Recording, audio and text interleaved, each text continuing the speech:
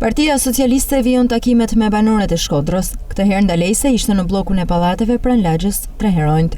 Kandidatët Besmir Lesha dhe Holta Duda kërkuan mbështetjen e banorëve për projekte që tashmë kanë nisur në Shkodër dhe që do të vijojnë edhe në të ardhmen. Gjatë takimit ata theksuan rëndësinë e pjesëmarrjes qytetare në procesin zgjedhor për të garantuar vazhdimsinë e punëve të mira. Unë jam shumë i sigurt që tu ka me fillu fitoria e Shkodrës, duke treguar që vëmendja e kryetarit e gjithë strukturave në varësi të qeverisë nuk i ka lënë masdore, as ju, as një lagje Shkodrës. Thjesht pak durim, me mbështetjen e gjithë secilit, ka më finalizuar çdo punë e mirë dhe shumë më mirë sa apo deri dje.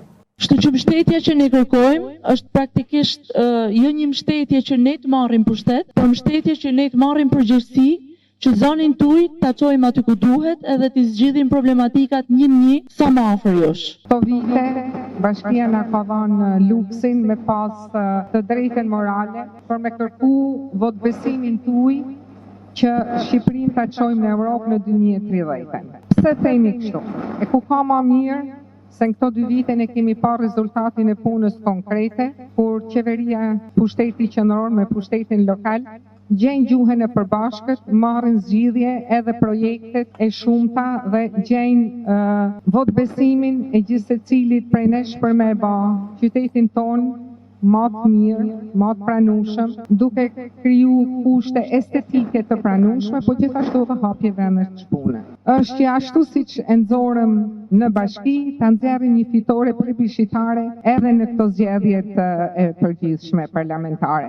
Kandidatëve për deputet këtë herë besoj se jeni të gjithë dakord të kënaqur se është një grup, është një ekip i pangjashëm me asnjë tjetër, i cili ta fiton besimin dhe ta merr votën pa u menduar. Gjithashtu mendojmë që gjatë këtyre 2 viteve Bashkia Shkodër ka punuar kaq fort në territor, sa nuk gjendet asnjë plan ku të mos ketë vendore.